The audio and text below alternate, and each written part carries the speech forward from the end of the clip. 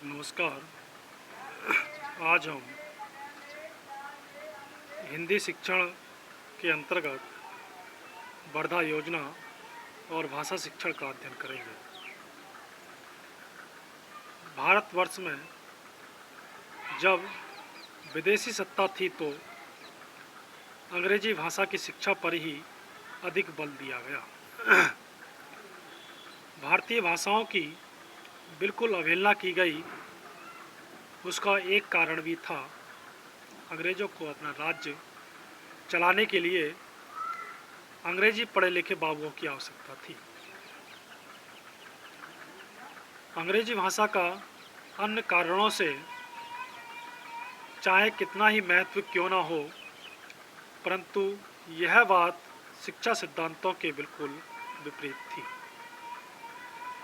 किसी भी शिक्षा संबंधी राष्ट्रीय योजना में विदेशी भाषा को कभी भी सर्वोच्च स्थान नहीं दिया जा सकता।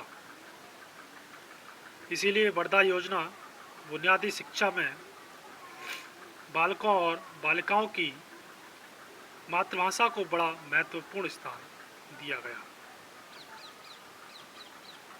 नई तालीम का नयापन। वर्धा योजना, जिसे गांधी जी ने नई तालीम का नाम दिया, का प्रमुख आधार कोई उत्पादक उद्योग होता है। उद्योग ही वर्धा योजना की जान है। गांधी जी के शब्दों में नई तालीम का नयापन यही है कि तालीम कुछ भी हो, ग्राम उद्योगों की मार्फत दी जाए। फ्रोवेल की किंडरगार्टनर पद्धति में हस्त उद्योग को स्थान दिया गया है। अमेरिका में प्रचलित प्रोजेक्ट पद्धति और रूस में प्रचलित कॉम्प्लेक्स पद्धति का प्रमुख आधार भी उद्योग ही होता है। वर्धा योजना में समवाय। वर्धा योजना में प्रारंभ से ही किसी न किसी स्थानीय उद्योग की शिक्षा दी जाती है। यह उद्योग ही शिक्षा का माध्यम होता है। अन्य सभी विषय जैसे भाषा, इतिहास, भूगोल, सामान्य विज्ञान, गणित, नागरिक शास्त्र इत्यादि उद्योगों के माध्यम से पढ़ाए जाते हैं। उद्योग के माध्यम से सभी विषयों को पढ़ाना ही समवाय कहलाता है।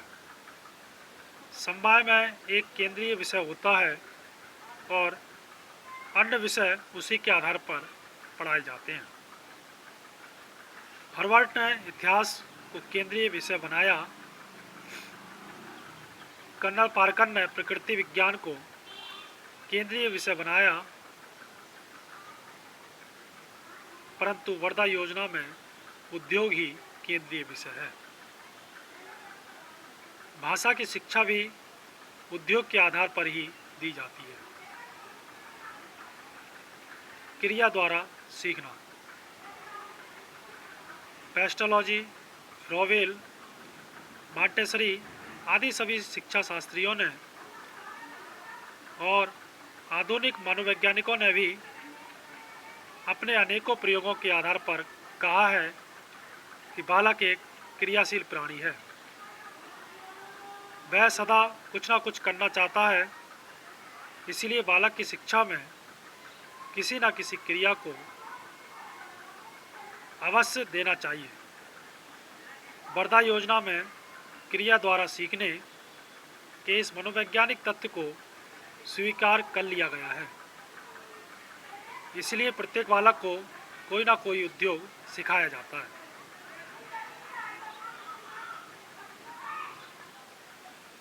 किसी भी उद्योग को करते समय विद्यार्थियों को कई क्रियाएं करनी पड़ती हैं। उन्हें कभी बोलकर कुछ पूछना पड़ता है, कभी पढ़कर समझना पड़ता है और कभी कभी हिसाब से भी रखना पड़ता है। बालकों यानी बालकों और बालिकाओं की इन आवश्यकताओं को पूरा करने के लिए उन्हें अन्य विषय भी पढ़ाए जाते हैं। अन्य विषय तो बालकों को मातृभाषा के माध्यम के द्वारा पढ़ाए जा सकते हैं, परंतु भाषा की शिक्षा उद्योग के द्वारा कैसे दी जा सकती है, अब इसकी कुछ चर्चा की जाए। जहाँ कहीं कोई विषय उद्योग के द्वारा ना पढ़ाया जा सके, वहाँ सामाजिक और प्राकृतिक वातावरण से भी सहायता ली जाती है। इस दृष्टि से देखा जाए तो भाषा का ज्ञान उद्योग, सामाजिक वातावरण और प्राकृतिक वातावरण तीनों के द्वारा ही दिया जा सकता है। उद्योग के द्वारा भाषा की शिक्षा। बालक जब पाठशाला में आता है तो उसे अपनी मातृभाषा का कुछ ज्ञान होता है। वह अपनी मातृभाषा में बातचीत कर सकता है। पाठशाला में आकर जब वह कोई उत्पादक उद्योग करता है तो उस उद्योग के द्वारा उसका भाषा ज्ञान और विकसित होता है। मौखिक और लिखित कार्य। मौखिक कार्य के द्वारा बालक को नए शब्दों का ज्ञान कराया जाता है। बालक जिन वस्तुओं को काम में लाता है उनके नामों को वह वार्तालाप द्वारा बड़ी आसानी से सीख जाता है। इस प्रकार शब्द और अर्थ के बीच सीधा संबंध स्थापित हो जाता है। सामाजिक वातावरण के द्वारा भाषा की शिक्षा। भाषा सिखाने का दूसरा साधन है सामाजिक वातावरण।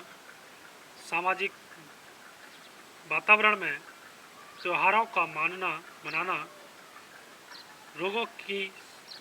रोगी की सेवा, सफाई, भोजनालय, ग्राम सुधार आदि कार्य आ जाते हैं। इनको केंद्र मानकर भाषा की शिक्षा दी जाती है।